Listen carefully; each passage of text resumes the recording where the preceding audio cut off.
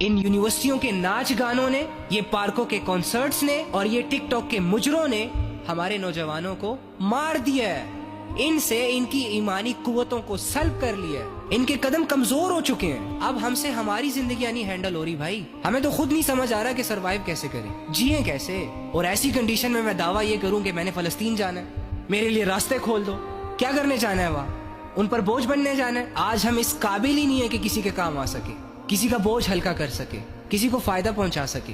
بس خودی میں زندگی. مریں گے، کفن دفن ہوگا، بس دفنا دیا جائے گا. کوئی کیوں یاد کرے گا مجھے؟ کوئی کیوں یاد کرے گا تمہیں؟ کیا احسان ہے تمہارا لوگوں پہ؟ کیا کیا تم نے کسی کے لیے؟ جو بھی کیا اپنے لیے کیا. اس امت کو تو تب یاد رکھا جاتا کہ جب یہ دوسروں کے کام آتی، اس قابل ہوتی کہ لوگوں کی بھلائیوں میں استعمال ہوتی.